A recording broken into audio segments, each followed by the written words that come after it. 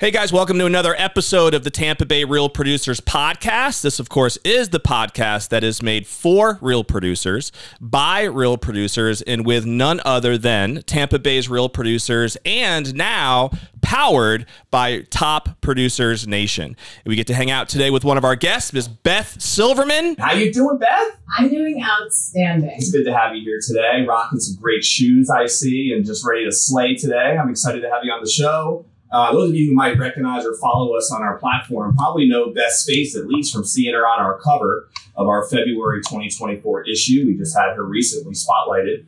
I guess it was last month. So you probably read her article, but today we get to dive in a little bit more detail to her story and everything that she's been crushing it with eXp Realty. So Beth, let's start for people who might not know you, who maybe didn't even get a chance to read your article, on just a little bit of your backstory. So I know you're not a Tampa girl, locally native. You know, you grew up in the North like I did. Yeah. So New York gal, true and true. And what eventually brought you to Tampa, and how did you get interested in real estate?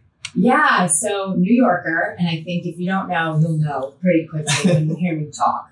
I started my real estate career working with a billion-dollar developer in New York in ground-up construction, very much going to City Hall, arguing for permits, that NIMBY mindset, all of these things I would later apply to my career now. And then I moved back to Maryland. I was a Johns Hopkins alum, and I got my real estate license there, and I started in the phenomenal world of REO. I was an REO agent, the bank was my client, and I worked for a small 100% boutique brokerage. So I didn't really have a lot of training. And what I had was moxie and determination and confidence. I think you need that in the real estate world. Absolutely. And I became pretty successful in that world. And so right away I got, my sphere became flippers, investors, and little by little we started moving towards Section 8, multifamily. This was in Maryland? Yes. Okay. And fast forward. Now, being from New York, I'm sure like you grew up going down I-95 to Miami, Fort Lauderdale, Of course. Boca. So do you know what I didn't know? But there was St. Pete. Tampa? Yeah. I didn't understand the Gulf of Mexico. There's a west side of Florida? If it wasn't Miami, it wasn't real. Or Sure. Orlando, because you understood Disney. Right. And I met a friend in Baltimore, and he said, I'm from this place called Kakinaki. I said, where's that? St. Petersburg. Where's that? Outside of Tampa Bay. Still no. On the Gulf Did you know of that the Mexico. Yankees, though, used to do their spring training in St. Petersburg? This is way back in the I day. did not know that. Yes, I way did back not in the know day. that. So all the old hardcore Yankees fan from way back in like literally the 20s and 30s, that's when they used to come here. My mom would be thrilled. She is a hardcore Yankee fan. Because I went to school in Maryland, I went to more O's games than anything. But before you kind of look at me with a side glance, please note, we do share. I'm a diehard Jets fan, and also I'm a huge Tampa Bay Lightning. Like, I don't think you can move here Yeah, you can't. and not just fall madly in love Exactly. with everything about Tampa Bay. So I did. I got on the plane in 2011, and I don't know that I was convinced, but I knew that the vibe of St. Pete was magical.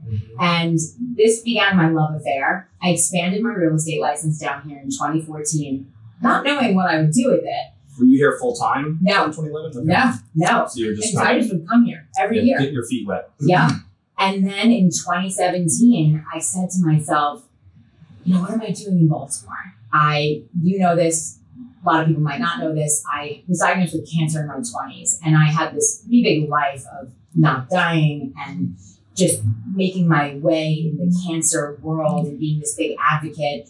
And I just said to myself, I didn't go through everything to be in Baltimore. Like, I need something more. And with 2 weeks notice, I packed up my stuff and my 7-year real estate career and just thought, I can make it here. And I came here, and you know, the first year was hard, but the rest is history. It's been 7 years, and I'm so equally as blessed today as I was 7 years ago. Yeah. Like, the sunsets don't get old.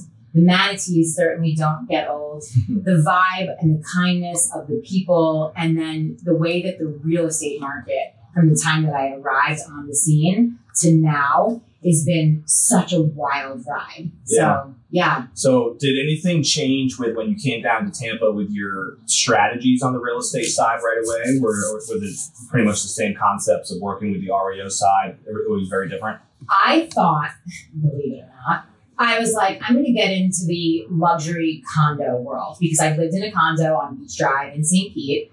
And I felt like those are my people. I know these people. I know what it takes. I know where you play tennis. I know who does your Botox. Like, I hang out with these people. I learned everything about every single building.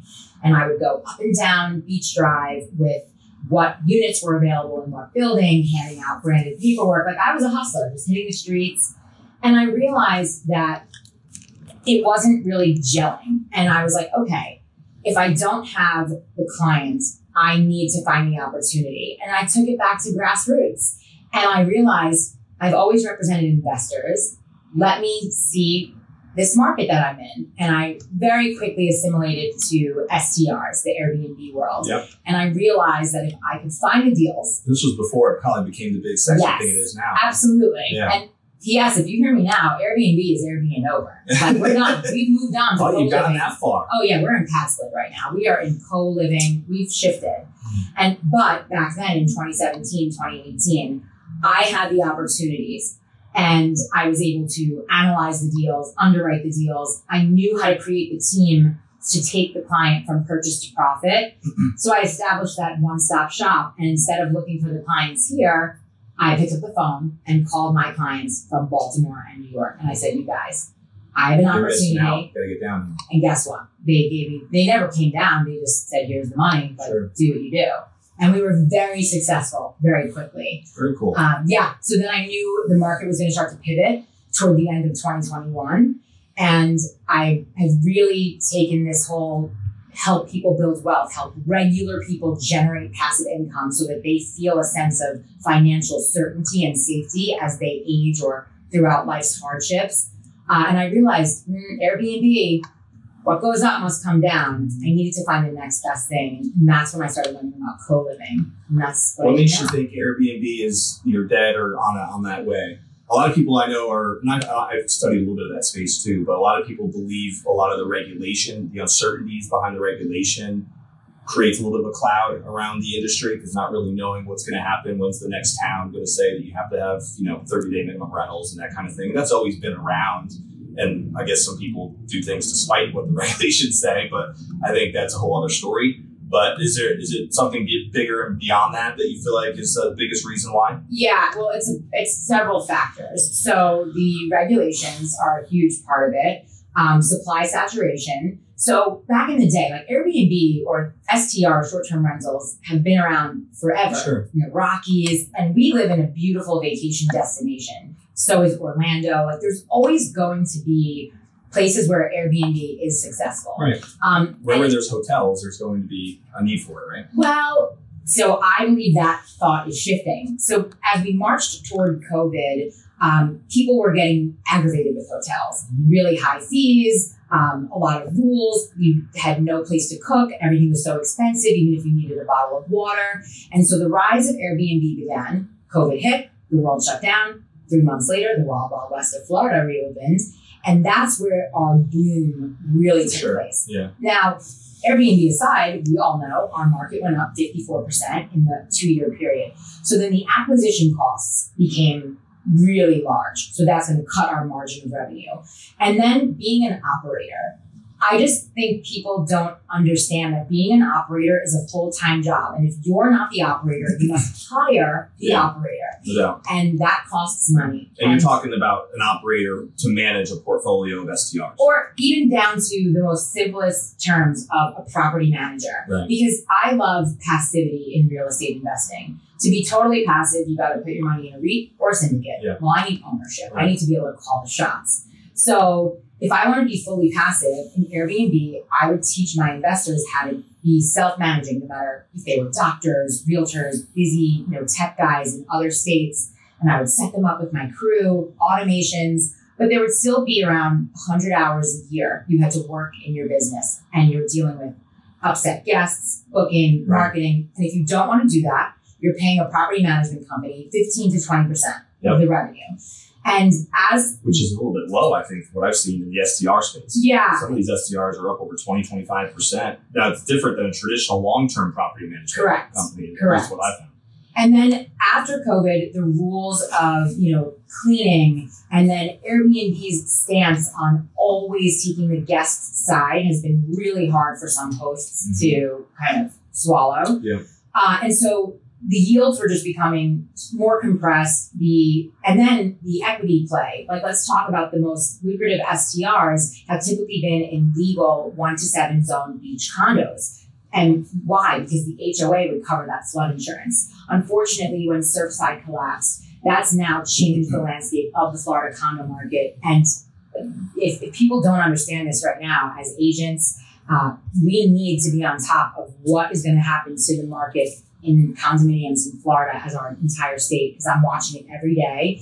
And I do believe it is going to collapse, and a lot of these hedge funds are going to come in and start buying up the buildings, mostly on the Broward side, not on our side. But what I found is I knew special assessments were coming because of the new milestone inspections post the Surfside collapse. I knew HOA fees were going to rise until we hit that bar of 100 million reserves in 2025. And once again, narrowing the revenue.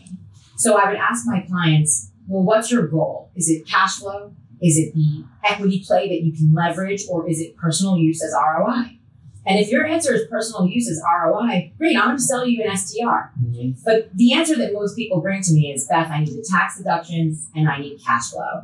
And that's when I realized, okay, I need to pivot my clients into the next biggest thing. I took a step back. I looked at the market and economy, and I realized the next biggest thing was pad split and co-living.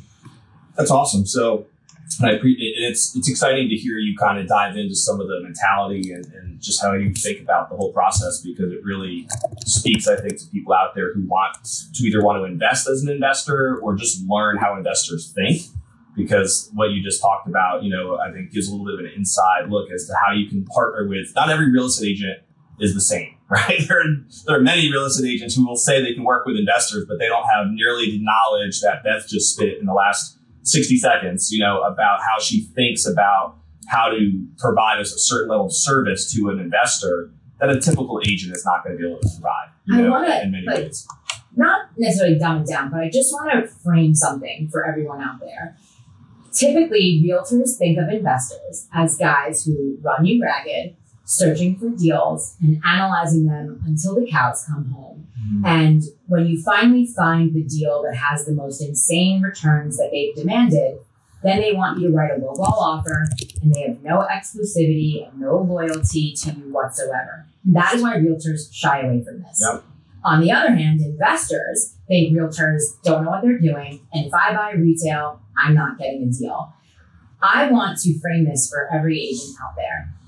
A real estate investor is anyone who desires to use the housing market as the vehicle with which to generate passive income, build generational wealth, and reap bountiful tax benefits. And the key word in that sentence is anyone. My investors are not full-time investors. The majority of my clients, brace yourselves, are realtors and physicians. They have a lot of money, especially realtors coming off the ride we just came off of, that unicorn market. And they're like, what am I going to do to retire?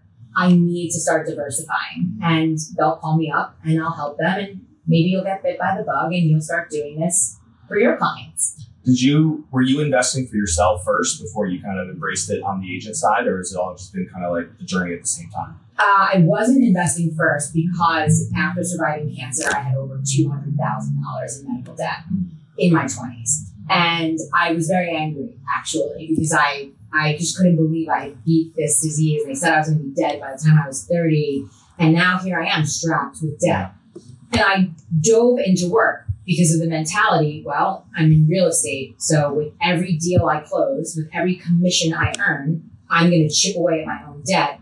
And in the beginning, my investors would say, well, what's your portfolio look like? Yeah. And it would trigger me. Right.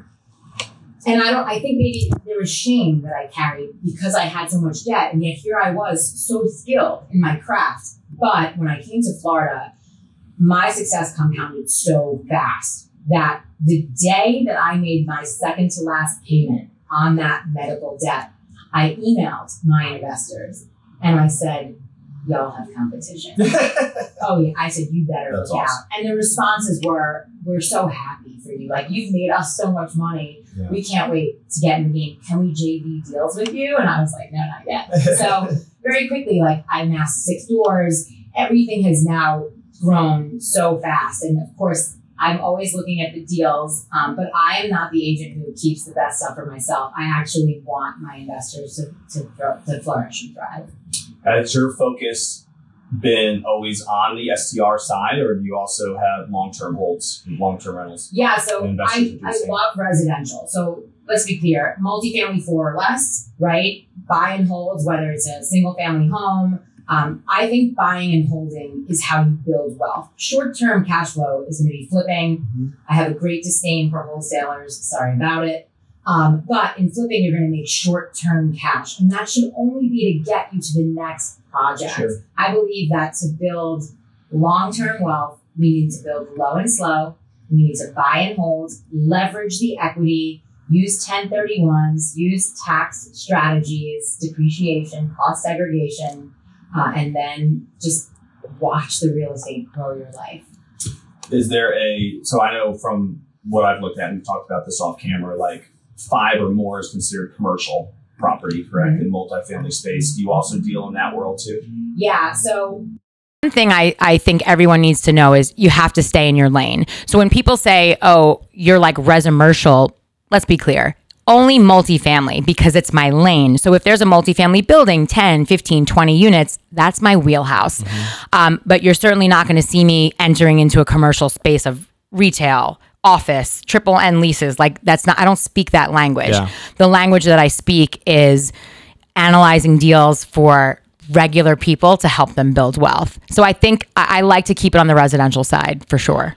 At what point, so again, from what I've looked at from this space, it seems like at some point when you're looking at these multifamily apartment buildings, you start to run into like the institutional investors, right? The REITs that come in. From my perspective, it seems like that's somewhere around 50 units or larger, where you start to see that. It's a different ball game, right? At that Yes. point, rather than maybe say that 5 to 50 unit space. Would you say that's fairly accurate? Yeah, I love when the big boys stay in the big commercial space. But I think what people don't know is you see people say, oh, the hedge funds, they own so much market share of single family rentals. And that's absolutely incorrect. Mm-hmm. They own less than 4%. And it is the mom and pop investors, my clients, who have the lion's share at 86% of the single family dwellings used for rentals that they're holding. That's nationally, you're saying, right? Yeah. And so this is what I want people to understand. If you're a realtor and you help somebody buy a house, let's just say from 2015 to 2021, what do we know that they have? Equity, about $199,000 to be exact. So if you could call your past clients that I bet you're not following up with, and you drop them a little text, I call it an equity text, and you say, hey, Suze, I just showed my buyers 123 Main Street, which happens to be around the corner from the house you sold her. Oh my God, we're putting in an offer at $650,000. You're sitting on $200,000. Next text. If I can show you how to take that money and do a HELOC and purchase an investment property that you don't need to qualify with your income, that's going to pay for itself and pay you a salary, how would that change your life? Yeah. Those are the 2 texts. You drop them, and your clients... It's a pretty nice text to get from your agent, I think. That you're, so sometimes I'll do like, you're sitting on $200,000 in equity. I'm like, you must have had a really good realtor. Yeah. So I want regular agents to know, if they're like, well, how do I start, Beth? Like, I don't have clients. Yes, you do. You just need the opportunity, and then look inward, and you have clients that you can introduce into these opportunities. I think that to be able to buy a single family home, and again, the numbers have to be right. This is why I've entered into pad split and co-living, because we're making multifamily returns on single family houses, and we're solving the affordable workforce housing crisis for the working community in rentals.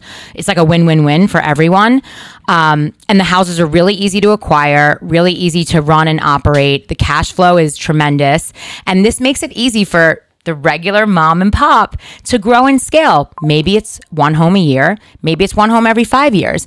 But when I think about my life, if I had had passive income, if I had had a rental property when I got cancer, what would that have done for me? You wouldn't have had to accumulate all that debt, right? Right. Yeah. And so when we think about putting kids through college, when we think about retiring, when we think about the loss of a job or a disease or a divorce or, the loss of a loved one, I think about, like, this is why I'm so passionate about this, because life is really scary and hard, but your financial future doesn't have to be. Yep. And we can do it quite easily through rental properties. Yep. Like, when's the last time the bank ever lent you money to buy a stock or crypto? No, it doesn't happen. Right. Right.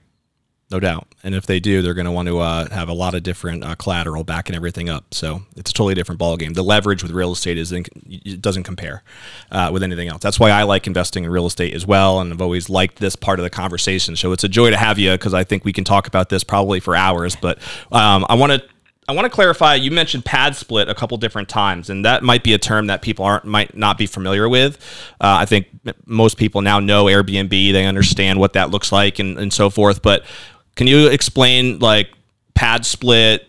What was the other term you used? Co-living. Co-living. So why that's something that you're excited about, what that actually is, what it looks like, and help understand that. So just like STR, short-term rental, that's what it is. And then Airbnb is the platform. So co-living is what it is. Pad split is a platform, right? And so co-living is shared housing, quite simply. And you think back to, like, my college days. Okay, I had like 4 people. Everyone had their own bedroom, but we were on one lease. So with co-living and shared housing, each room is on its own lease, usually. And so the issue with this for landlords, longer term leases, they can be, so this is not short term, but they can be medium term. You're going to hear MTR, midterm rentals, medium term rentals. These are all the rage right now. We started to hear this with nurses and furnished finder. But with long-term tenants, what do we know the risks are? Well, eviction is, no matter where you are, it's a scary one, even though Florida is a landlord state. When a long-term tenant has failure to pay, we're usually 3 months behind before we can kind of even start making a move. And short-term, we're paying a very high tax, the hotel tax, and then it's so much turnover. And with short-term, the legality and the zoning is really hard.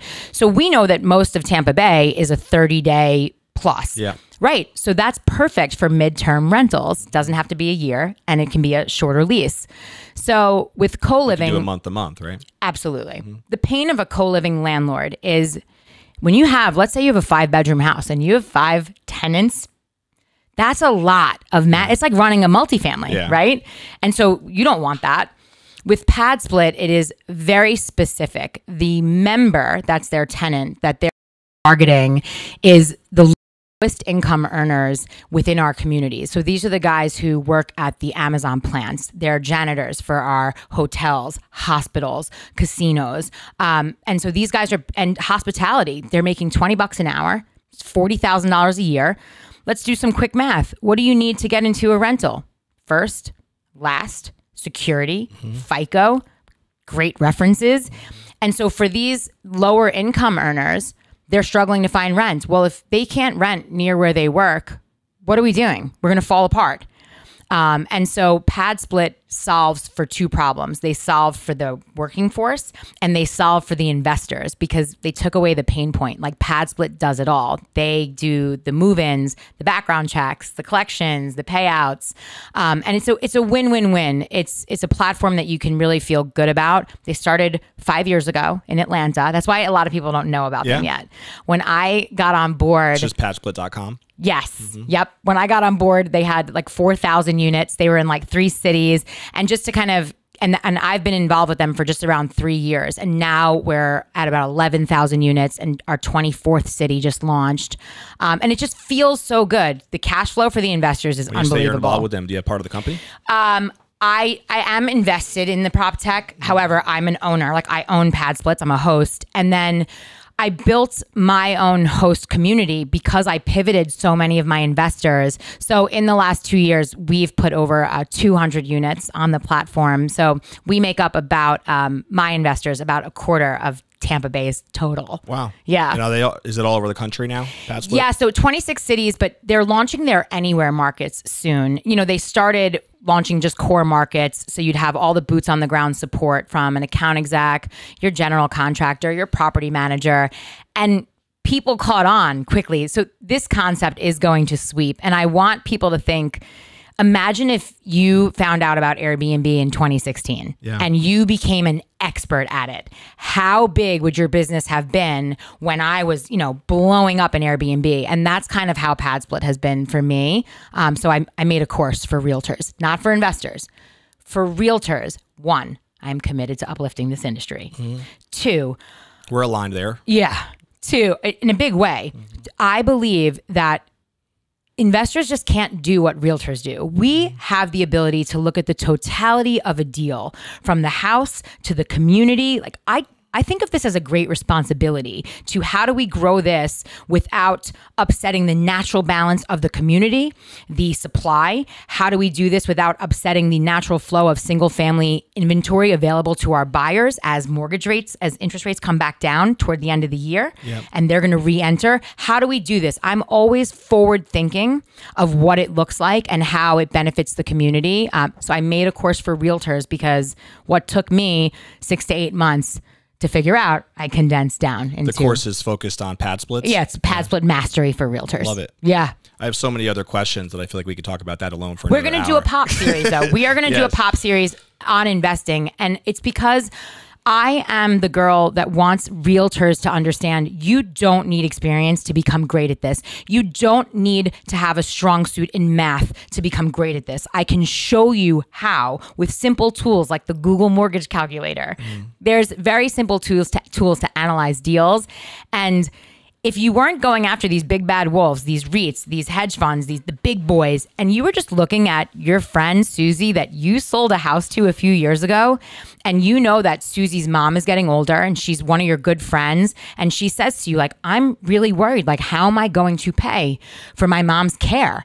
And if you could go to your client and say, I can show you how to do a HELOC on your house, and you bring your mortgage partner in to do that HELOC, and I'm going to line up an opportunity that you can say yes to, that we're going to use a DSCR loan, so you don't need to qualify with your income, and this property is going to pay for itself. But more than that, we're not just going to net, it's going to cash flow, and it's going to give you a very small salary, and over the years, you know what happens, regular real estate. No doubt. So I love, this is my obsession, as you've now learned. About it. I want to, that is a good bridge actually to the whole Build Wealth with Beth brand. And I know that, is this a book that you wrote? So the book, that's the brand. The book is actually Six Figure Agent, which is geared to early career agents and agents that are struggling, how to make consistent 6 figures in your business. And my friends were like, why didn't you call it 7-figure agent? Because the average realtor actually makes like $60,000 a year. Yeah. So if you can get them to average 6 figures, that's a game changer. And 6 figures goes up to 999,000, y'all. Like, let's be clear. Yeah, I mean, if you can double what the average agent earns, that's a game changer right there. Talking about making a real difference in the community, you know? So the book, by the way, if anyone out there wants the book, you don't need to buy it. You just come to me and I will send you a free e-copy. Like, the book hit the bestseller list. Like, I'm so past that. Build Wealth really is my mission to help regular people build wealth in a very tough society. Yeah. I'm worried that my generation, like Gen X, our friends who have like a W-2 job, which is so weird to me, but like my friends are like, oh, I'm married to my pension. What is that even going to look like when we get older? Right. That's scary. Yeah. That's the real scary stuff. Yeah. Mm-hmm. You remind me in some ways of, we had Angela Duncan on this show. Do you know who that is? A couple of months ago. And she has a book too called Empower Her Money. And she's very passionate about very similar concepts and principles that you've been preaching here. And she also invests a lot with like Grant Cardone's real estate programs and a lot of the stuff that she does. So you two should connect on like a podcast together, because she has her podcast as well. I'll have to make an introduction there if you don't know her. Yeah, I'll make sure you guys get hooked up, because I think that's a dynamic duo that can make move some needles here in the empowering wealth space.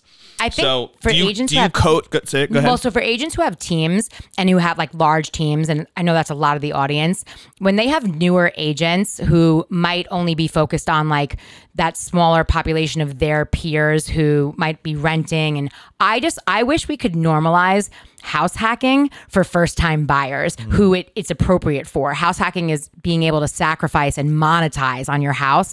Like Fannie Mae has a new product where you can buy a house with 5% down if it's a multifamily. So imagine you have a first-time buyer and they can't afford the barrier to entry in a traditional home with rates right now, and you then found them a duplex, and you're like, you know what? This is perfect for you. You can get into this with 5% down, and we can use the rent money from the other side to offset your DTI. Like, let's just normalize more of this to help people get into homes and live the American dream. I love it. It's awesome. Do you invest outside of real estate? Is that part of your building wealth strategies? Yeah. So in technology, in stock, in crypto, I think you have to have a balanced portfolio. I also lost, a lot of money in the stock market when I was young. Yeah. But I didn't understand real estate investing back then because I was from New York. So that was an unattainable thing. Right. Because of the price. Different ballgame up there. Yeah. I knew that from Connecticut as well.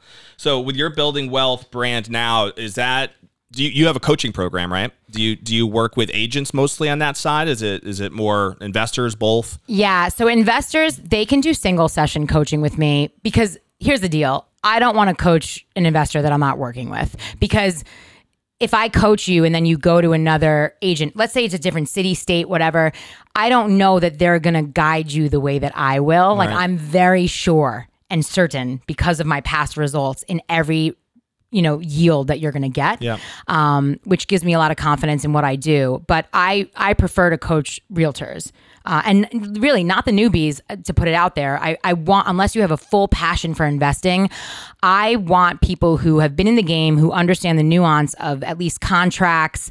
They're not afraid to have conversations. They're not afraid to pick up the phone. I don't cold call. I don't buy leads, but I'm having conversations, especially on social media, about what I'm trying to do and the opportunities that I'm trying to bring to people. So if you're a realtor who has, like, you're an excitable person, call me. Let's connect, right? Yeah. No doubt. And it's very aligned, again, as I said, with we're launching, in fact, this podcast right now is being streamed on one of our new platforms called Top Producers Nation.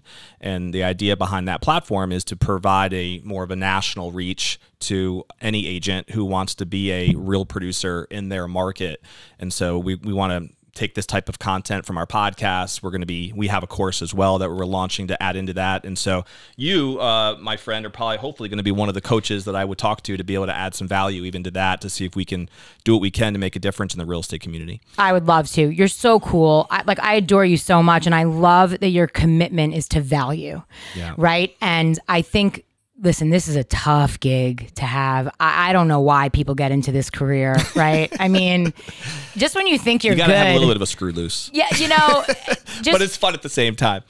I just when you think like, oh, I don't really have to work weekends and I don't really work after 7:30 p.m. ever. Okay, that's great. That took a lot of years to get to. But just when you think you're going to coast and be comfortable, oh, heck no. Right. And this condo market might collapse. Interest rates are flying. Yeah. So you always have to be agile. Have to be ready to pivot, right? Yeah. So thank you for the value. And I'm happy to do whatever I can to lend a voice to that. I'll be picking your brain. Don't worry. No doubt. There's a lot of great stuff we've already touched on here that I hope are getting people's appetites going, and realizing that if you don't follow Beth already, we'll have her share all that in a few minutes. But she's a great follow on social media. You can learn a lot from just watching what she does, on a regular basis. I wanted to ask you too, your investors that you work with, are you basically just focused in on this market with property and opportunity for them, or do you also work with them in other markets and outside other states as well? Yeah. So the beauty of, the brokerage that I happen to be at, which is borderless. And again, I'm super broker agnostic. Very important, because again, my commitment is to uplifting our industry that's broker agnostic. Sure. I don't want someone from a different brokerage to be like, I can't talk to her because she's at this company. It's not how I feel. But because my company is borderless, I do have 44 agents that are in my tribe, my revenue share group. So they're all over. And then I have agents who coach in my pad split course. And so it's beautiful when somebody comes to me and they can't afford the barrier to entry for a pad split in Tampa Bay. I'm going to send them to Baltimore or send them to one of my agents in Texas. So yeah, I'm all about the referral business because that's huge in our industry. And I'm always about why I'm into specific markets. Like, I can back up everything that I believe.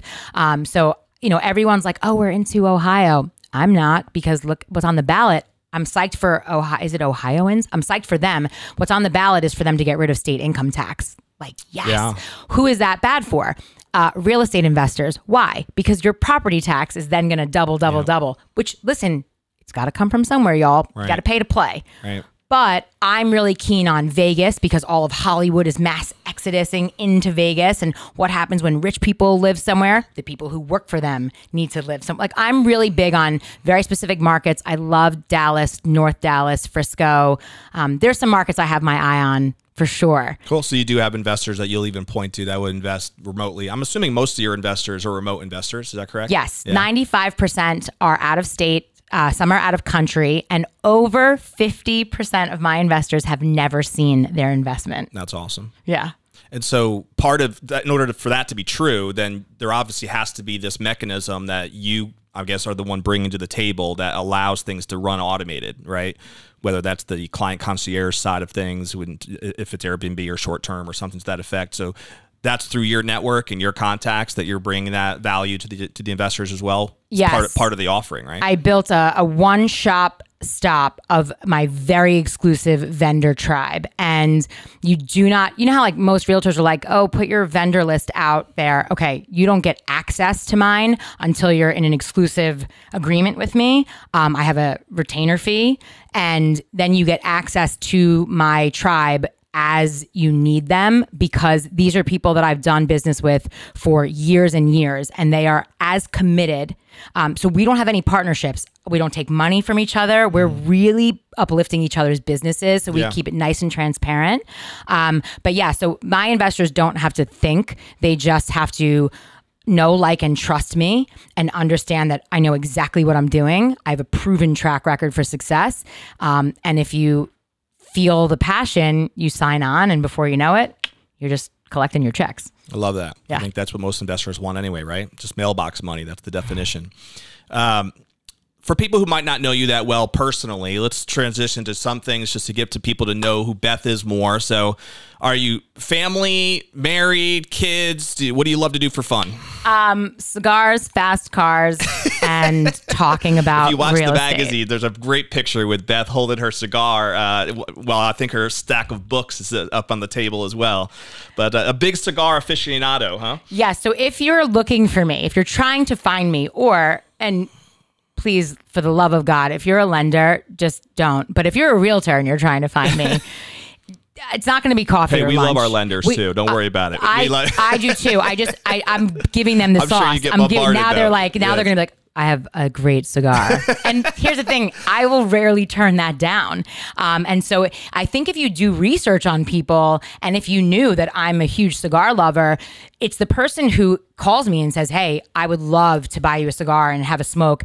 The person I'm really into is the person who doesn't smoke and who sits through a cigar lounge just to take that meeting. Like, I see you and I respect that. Have you been to the one up on 54 yet? Right by the big Game Time. No. Right by the Wiregrass Mall area up there. It's like a newer cigar lounge that they have up there. Yeah. Big outside lounge with fire pits I love and everything. that. It's a cool spot. And so I also believe that you can find 1 million clients in cigar lounges. So you'll find me in cigar lounges all over the country. Like, no matter where I am, I know people in every cigar lounge. Gotcha. So it's a great community. But beyond that, not married, no kids. Never were, right? Never. I was a runaway bride, but nice.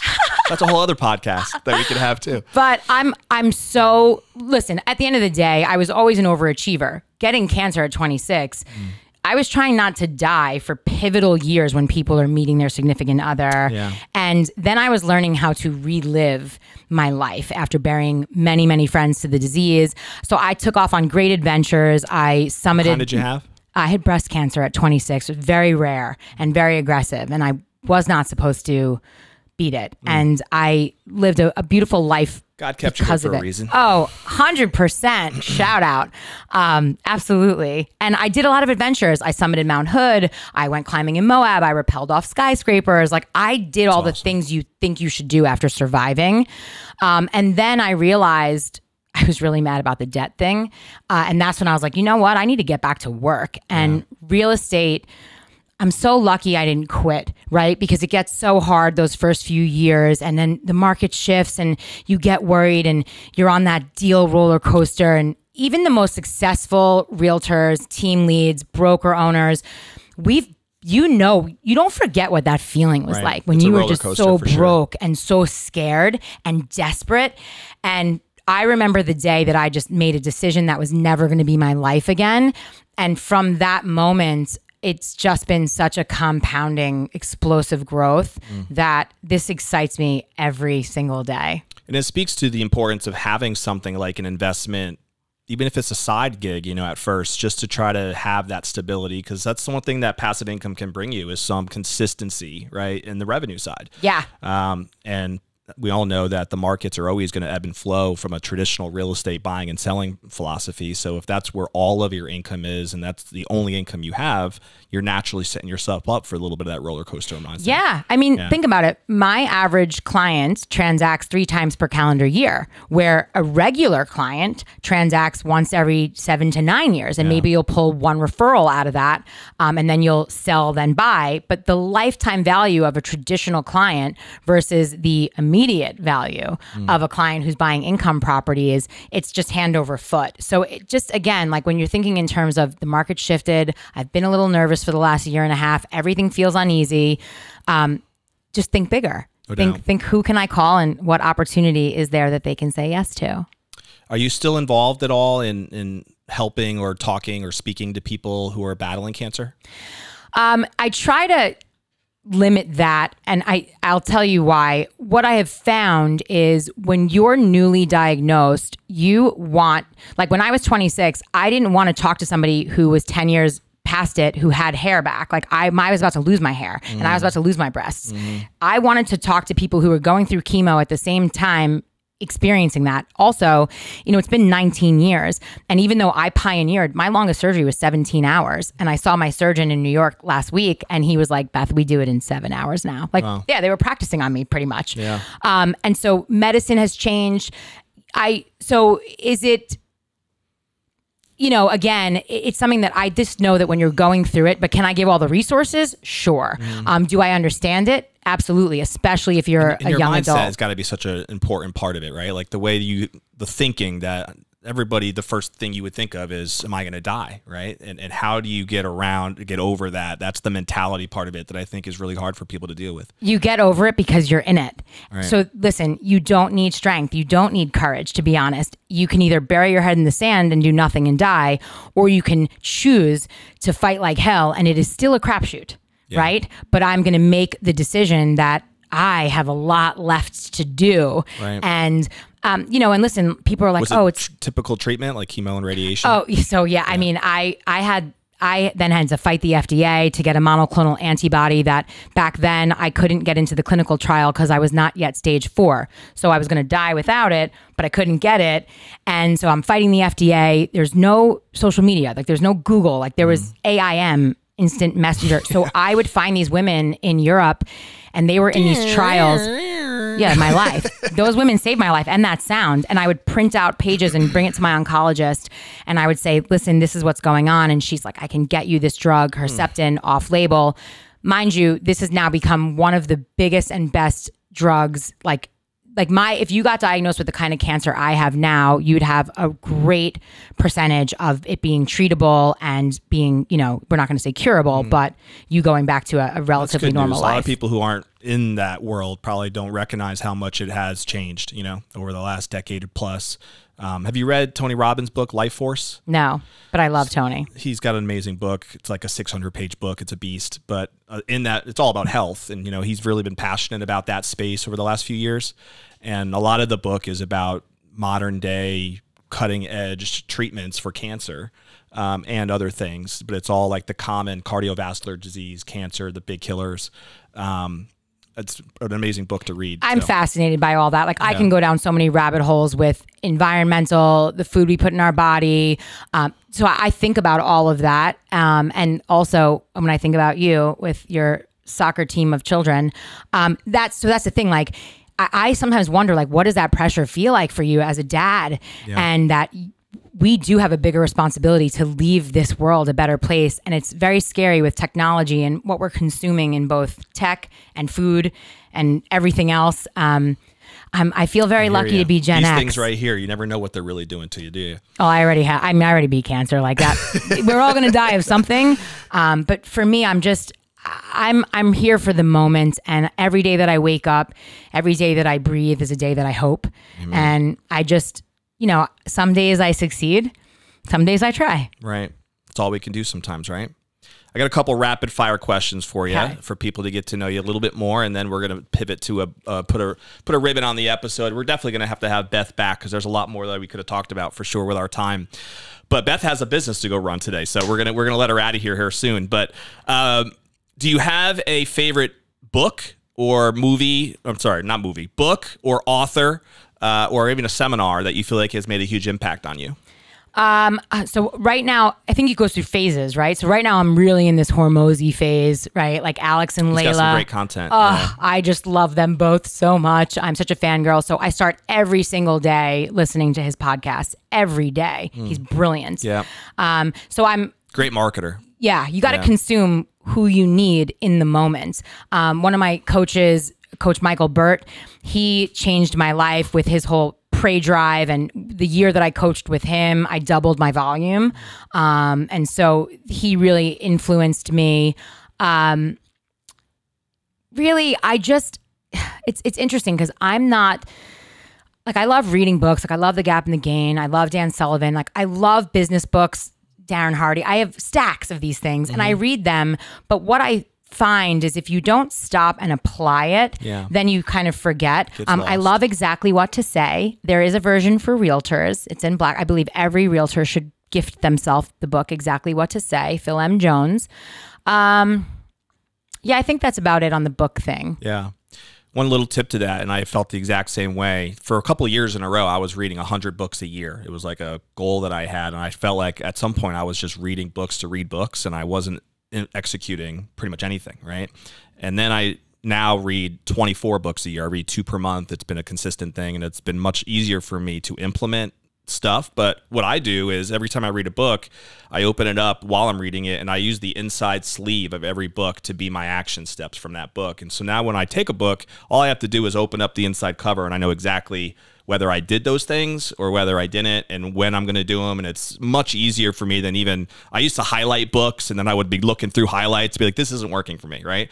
So that was a little tip that really changed my ability to take ideas from a great book and actually do something with them. It's been helpful. Yeah, it's the same at conferences. Like, I feel like you get so overwhelmed when you're in 800 workshops, all these breakouts, and you're so exhausted. And then you go home from the conference and you don't put anything to action. Totally. So I just feel like with anything in life, pick 1 or 2 things and immediately implement. Makes sense. Do you have a favorite movie or TV show?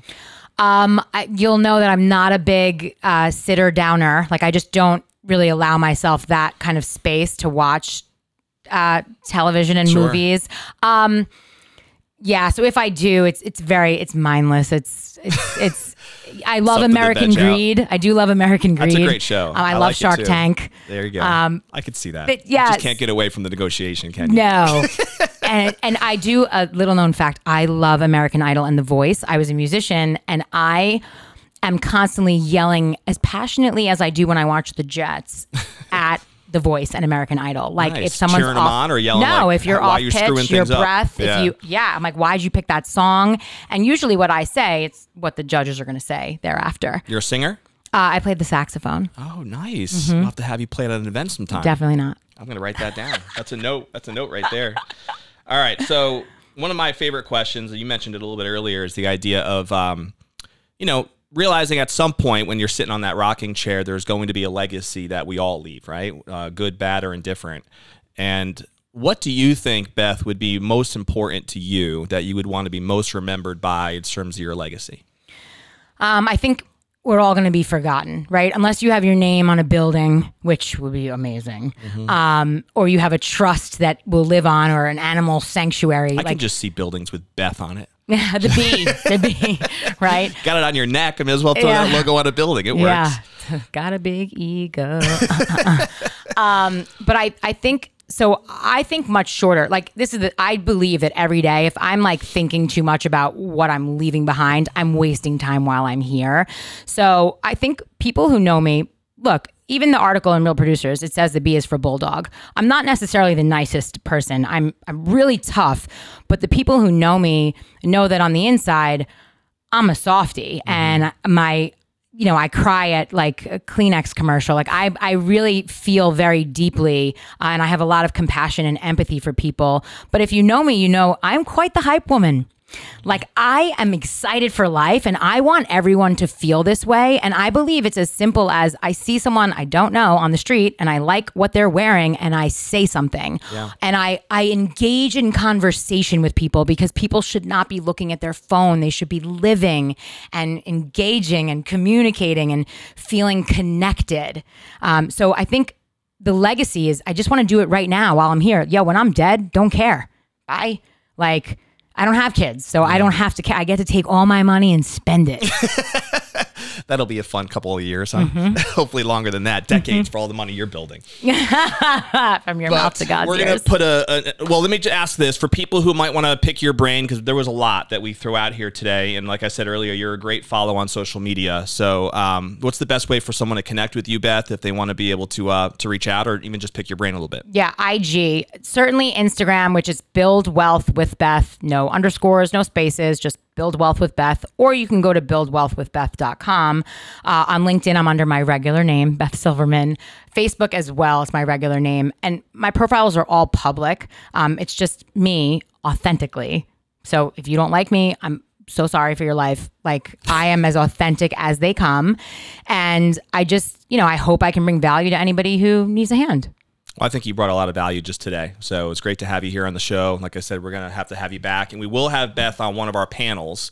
Those of you who follow us at our third Thursday of every month at Whiskey Cake, Beth will be there for our Building Wealth in Real Estate panel later this year. You can see all that, by the way, on our website, which is tampabayrealproducers.com. But we're going to end the way we always end, which is with a challenge to the audience. So if you were watching today live streaming through Facebook or through our YouTube channel or through Instagram, or you're watching this through any of your favorite podcast platforms, what is one action step that you can take from this conversation with Beth that's going to help propel you forward? Like Beth said, if you read a great book or you listen to a great podcast, but you don't take action on anything, you're probably going to forget pretty much everything that all the value that brought. And Beth spilled a lot of value today. Maybe you have to check out the padsplit.com platform and educate yourself a little bit more. Maybe you need to just reach out to Beth, possibly even get coached by Beth if that's something that interests you. Or maybe you need to talk to her about building that next conversation with the investor or that past client that you can look back through your old database and realize how much equity they now have. And those are potential investors that you can now help change people's lives if you know how to have those conversations. So there was a lot of different things that we flushed out today, possibly one of the book recommendations that we threw out, but do something. Take one action step that's going to propel you forward personally or professionally. And if you do that, then the time that you invested in watching this and listening to this will be worth it. Again, this podcast is brought to you by Tampa Bay Real Producers, and it is also powered by Top Producers Nation all throughout the U.S. If you don't already subscribe, click the button so that you get notified every time that we drop a new episode. We'll see you on the next one. Stay classy. Later.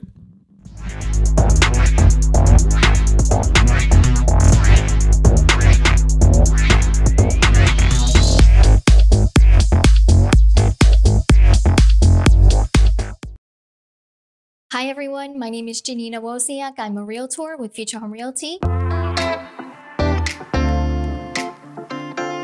I have been licensed since 2014. I work the greater Tampa Bay area. I am grateful to be a member of the Tampa Bay Real Producers. It is a fantastic opportunity, not only for myself, but it offers so many additional great things for my clients in terms of the people that we're affiliated with and the top businesses, from photography to title companies to mortgage people. It really is a whole community of top agents throughout the Tampa Bay area.